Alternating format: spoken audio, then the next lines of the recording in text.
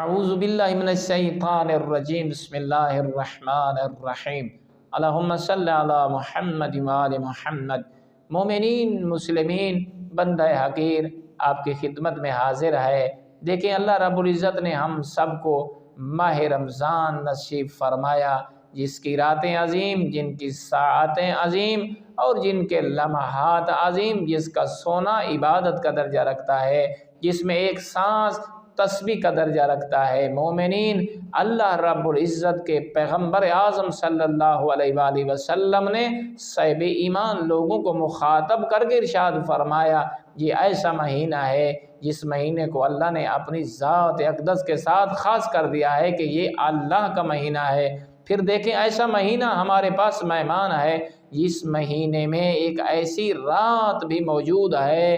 کہ جس کی رات عبادت کی جائے تو 1000 مہینوں سے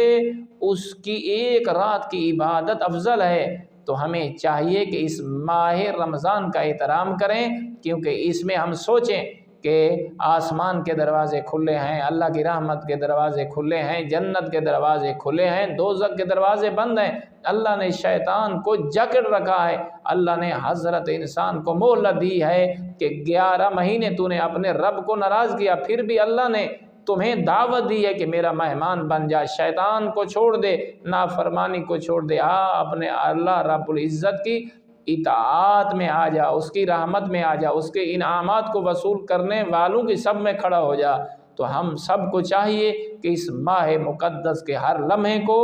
ہر دن کو، ہر رات کو اپنے لیے غنیمت سمجھیں۔ ہم اپنے مرحومین کو یاد کریں اور اپنے اقربا کو یاد کریں، جوانوں کو یاد کریں، اپنی ماؤں اور بہنوں کو یاد کریں، اپنے رشتہ داروں کو یاد کریں، ہمسایوں کو یاد کریں، جو غریب ہیں، فقیر ہیں، بیوگان ہیں، سب کو خیال کریں اور انہیں منائیں جو ہم سے ناراض ہیں، تاکہ اللہ ہم پر راضی ہو جائے، محمد و آل محمد علیہ السلام ہم پر راضی ہو جائیں۔ بالخصوص وقت کا امام جو ہماری طرف دیکھ رہا ہے وہ ہم سے راضی ہو جائے۔ والحمد للہ رب العالمین۔